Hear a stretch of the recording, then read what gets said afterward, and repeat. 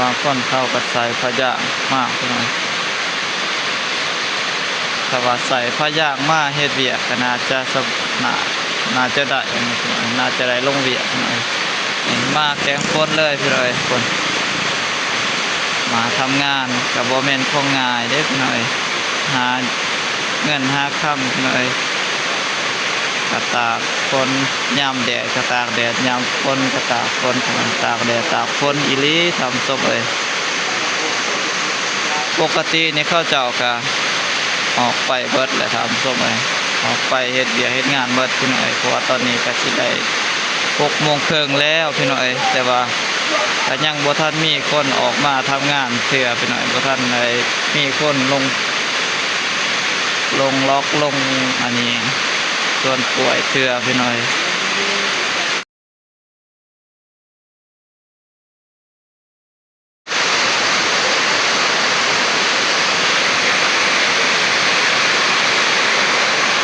สบายดีพ่อแม่พี่น้อง FC แม่ทุกผู้ทุกคนพี่น้อยบรรยากาศยามเช้าพี่น้อยยังมีฝนตกแห้งพี่น้อยมื้อนี้อากาศซุ่มเย็นแล้วพี่น้อยมื้อนี้ก็รู้สึกว่าตกแปลกอีหลีพี่น้อยแต่1 โมงกลางคืนพี่น้อยฮอด6 โมงปลายตอนเช้าพี่น้อยอากาศก็ยังมีฝนตกคือเก่าพี่น้อยบ่ทันช่วงทันเช้าพี่น้อยพี่บรรยากาศอยู่บ้านพักเลยพี่น้อยหรือว่าอยู่ห้องแถวบ่อนเฮ็ดเวียกพี่น้อยอยู่แคมป์บ่อนทำงานของหน่วยบ่าวเล้าไต่พี่น้อยแล้วก็พี่น้องเพิ่นหลายคู่หลายคนพี่น้อยที่มาทำงานอยู่พี่น้อยส่วนพวกที่ได้ลงล็อกลงตามป่ากล้วยต่างๆนี่น่าจะแม่นเขาเจ้าได้พักผ่อนพี่น้อยเพราะว่าฝนตกเด้พี่น้อยเฮ็ดบ่ได้พี่น้อยบ่แต่ว่าทางหน่วยบ่าวเล้าไต่นี่บ่ฮู้ว่าสิได้ลงหรือบ่พี่น้อยเพราะว่าถ้าว่าเฮาลงนี่ถ้าว่าผู้แบกกล้วยนี่บ่คนมาบ่ได้แบกบ่ได้ลงเฮาก็บ่มีเวียกเฮ็ดคือกันเด้พี่น้อยกล้วยนี่เขาบ่ถ้าว่าเขาบ่ตัดเขาบ่ได้คนมาโรงงานพี่น้อยบ่ได้แก่เขามาทางโรงงานพี่น้อยเฮาก็บ่ได้เฮ็ดเวียกคือเก่าพี่น้อยก็มาลุ้นเบิ่งเด้อพี่น้อยว่าสิได้เฮ็ดเวียกหรือบ่แล้วก็ฝนมันสิเซาตกจักโมงพี่น้อยทางอัตตปือเด้อพี่น้อยมีฝนตกแห้งพี่น้อยตกแต่คืนนี้พุ่นแหละทำส้มเลยมื้อนี้ยังบ่ช่วงบ่เช้าพี่น้อยน้ำในก็หลายพอสมควรน้ำส้มเลยคนก็หุงข้าวหุงน้ำเฮ็ดอยู่เฮ็ดกินพี่น้อยคน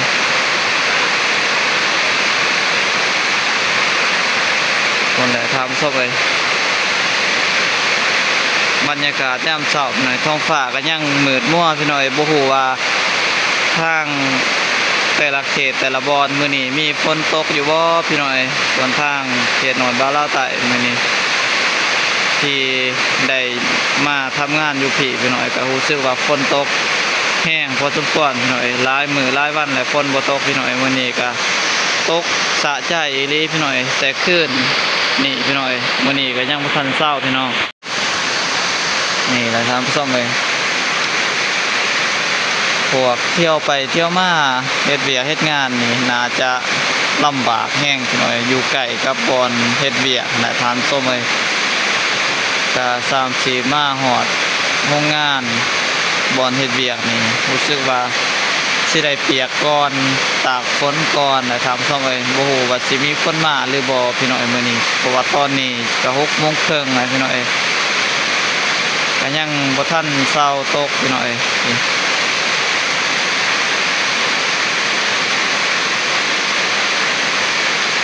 ก็บ่ฮู้ว่าสิมีคนมาเฮ็ดเวียกเฮ็ดงานอยู่บ่พี่น้อยมื้อนี้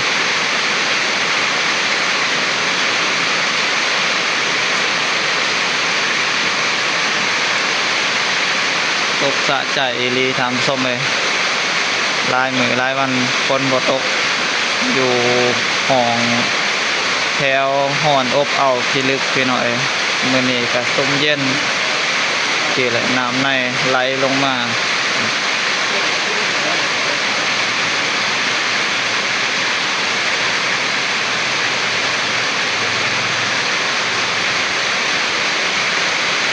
ก็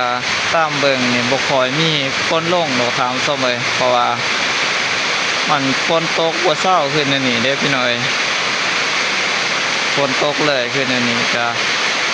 บ่เห็นเขาแบบว่ากระตือรือร้นสิลงเวียกลงงานพี่น้อยก็บ่มีไผดอกพี่น้อยสิได้มาเฮ็ดเวียกตากฝนขึ้นอันนี้ถามส้มไปถ้าว่าฝนบ่เศร้าคนเขาก็น่าจะได้พักเลยพี่น้อยถ้าว่าฝนเศร้าตกน่าจะตอนนั้นแล้วเขาเจ้าจึงสิได้ลงเวียกถามส้มอันนี้เป็นอยู่แคมป์พี่น้อยบอนเฮ็ดเวียกนะครับทำส้มเลยอยู่แคมป์บอนพักผ่อนไปว่าบอนรับบอนนอนพี่น้อยบอนอยู่บอนพักป่าอาศัยพี่น้อยแคมป์หนึ่งพี่น้อยแคมป์อยู่นี่ก็อยู่ใกล้กับโรงงานหรือว่าติดกับโรงงานพี่น้อย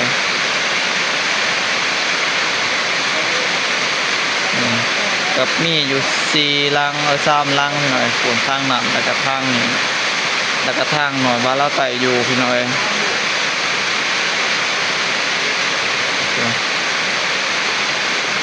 สงสัยว่าเฮ็ดเวียกบ่ได้แล้วพี่น้อยบ่ได้เฮ็ดเวียกนะพี่น้อยมีแต่ทาฝนเศร้าตกพุ่นแหละถามส้มเลยจริงสิได้ลงเวียกถามส้มแต่ว่าฝนบ่เศร้าตกนี่เฮาก็บ่มีเวียกเฮ็ดเด้พี่น้อยถ้าว่าอายน้องกำอันนี้แบกกล้วยบ่ได้ลงตัดกล้วยบ่ได้แบกกล้วยบ่ได้แก่กล้วยเขาโรงงานพี่น้อยเฮาก็บ่มีเวียกเฮ็ดเด้พี่น้อยเฮาก็อาศัยตามเขาอะไรพี่น้อยถ้าว่าเขาตัดกล้วยแบกกล้วยแก่กล้วยเขาโรงงานเฮาก็จำเป็นได้ลงเวียกลงเฮ็ดเวียกนะถามส้มเลยทางไปทางมาก็น่าจะยุ่งยากอะไรพี่น้อยเปื้อนลายพี่น้อยสวงฝนบ่ตกก็มีขี้ไงเต็มพี่น้อยแต่บาดฝนตกก็สิทางเปื้อนเปื้อก็มีแต่ขี้ตมนี่พี่น้อยขี้ตมที่น้ำแหละพี่น้อย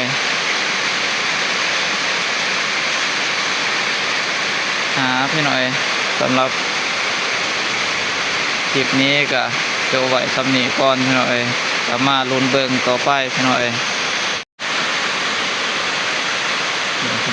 บางคนเข้ากับใส่พะยางมากพี่น้อยถ้าว่าใส่พะยางมาเฮ็ดเวียกก็น่าจะน่าจะได้น่าจะได้ลงเวียกหน่อยถ้าว่าบ่มีพะยางไม่สั่งก็ยากได้พี่น้อยคนอยู่โรงงานนี่ก็น่าจะสบายพี่น้อยเฮ็ดเวียกอยู่โรงงานแต่ว่าถ้าว่าคนเที่ยวไปเที่ยวมานี่มันจะลำบากอะไรพี่น้อย30มาหอโรงงานก็ต้องฟานคนก่อนพี่น้อยต้องได้เปียกก่อนทำส้มเลยทางนั้นก็ใส่พะยางเหมือนกันพี่น้อย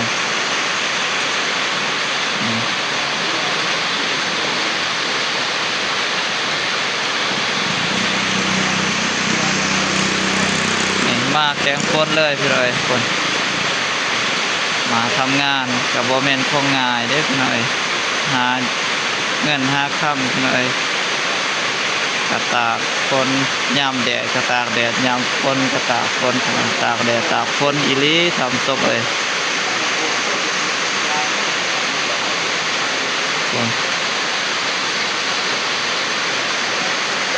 รถยังจอดเป็นแถวอยู่ทางศพเลยปกตินี่เข้าเจ้าก็ออกไปเบิดแหละทำศพเลยออกไปเฮ็ดเบียเฮ็ดงานเบิดพี่น้อยเพราะว่าตอนนี้ก็สิได้6:30แล้วพี่น้อยแต่ว่าก็ยังบ่ทันมีคนออกมาทำงานเทื่อพี่น้อยบ่ทันได้มีคนลงล็อกลงอันนี้ส่วนป่วยเทื่อพี่น้อยสงสัยว่ารอถ้าฝนเศร้าตกก็ได้ทำส้มเลยยังสิได้ลงถ้าว่าฝนบ่เศร้านี่ก็เว้ากันใหม่พี่น้อยคือหน่อยบาลาไตคือกันแล้วพี่น้อยถ้าว่าอยู่ล็อกนี่ก็คือสิบ่ลงคือกันพี่น้อยฝนตกคือแนวนี้ก็บ่มีไฟได้พี่น้อยสิเปียก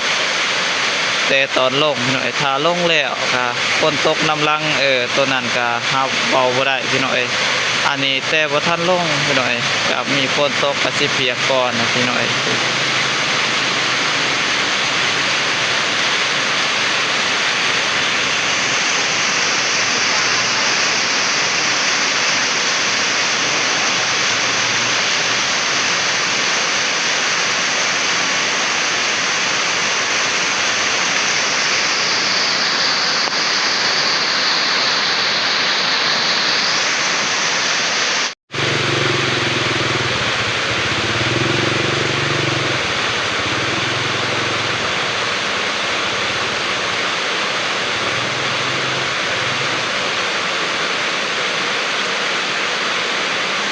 นี่ก็เราจะพักเรียกมือหน่อยสิ